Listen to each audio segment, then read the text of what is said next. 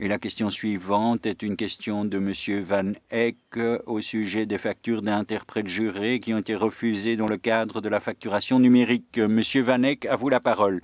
Merci, Monsieur le Président, chers collègues, Madame la Ministre. Vendredi, dans le journal, on entendait un cri, un appel à l'aide des interprètes jurés.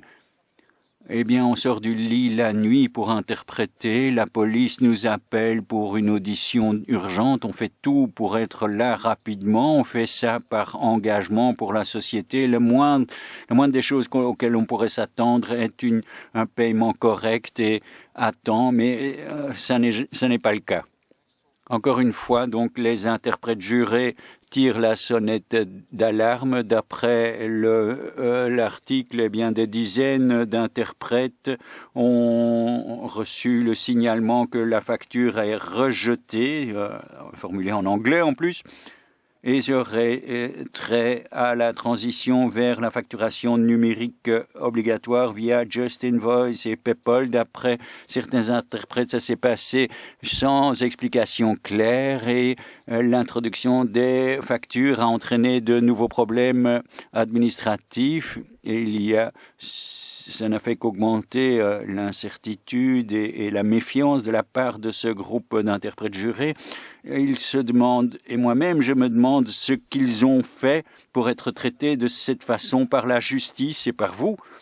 Et donc la question qui se pose, combien de factures des interprètes jurés, des traducteurs jurés ont été refusées via PayPal ou rejetées de façon technique?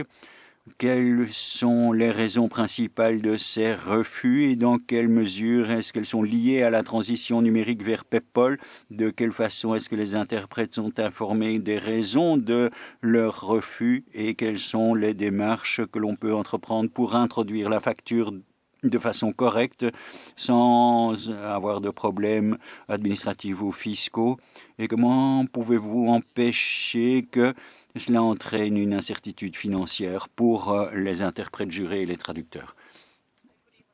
Eh bien, collègue Van Eyck, il n'est pas possible pour nous de vérifier combien de factures ont été rejetées depuis le 1er janvier pour différentes raisons. Jusqu'au 1er mars, les factures PayPal pour les frais judiciaires sont envoyées en vrac vers la comptabilité du SPF Justice ensemble avec d'autres factures, y compris celles pour les prisons. Il se peut que certains fournisseurs ont reçu un refus de leurs factures parce que pour des raisons pratiques et la réorientation de leurs documents, eh bien, ils obtenaient un statut dans l'application qui générait un refus automatique.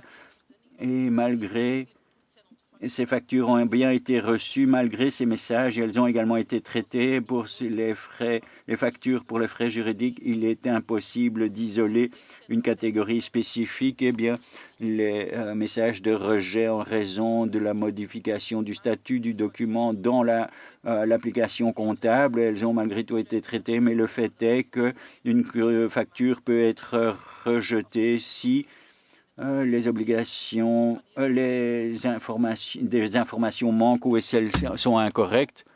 Et le prestataire reçoit un email en cas de refus de sa facture. Tout rejet d'une facture, le prestataire de service est responsable de l'établissement d'une note de frais conformément à ses obligations comptables. Nous essayons d'améliorer le processus pour livrer les documents pour diminuer la charge de travail et accélérer les paiements. Et cela exige des développements informatiques visant à l'automatisation des procès auxquels nous nous sommes attelés maintenant. Merci. Merci, Madame la Ministre. Je comprends donc que ce signalement, facture rejetée, que c'est une erreur informatique. Ces factures ont été bien reçues et seront en principe effectivement payées. Eh bien, pour autant qu'on fournisse une bonne explication, pourquoi pas. J'espère que ce problème est effectivement évacué parce que c'est démotivant pour les gens qui font tous les jours de leur mieux pour faire des prestations d'interprétation à la police et dans les prisons. Mais il y a encore un autre problème qui surgit depuis l'introduction obligatoire de cette facturation numérique. Eh bien, le délai de paiement ne commence qu'à partir du moment où la facture est introduite selon PayPal et d'après vos réponses précédentes et les réponses du SPF Justice, et ça ne peut être que entrer en vigueur que à partir donc de l'approbation par. Et donc, on pourrait prolonger la durée de paiement de façon illimitée.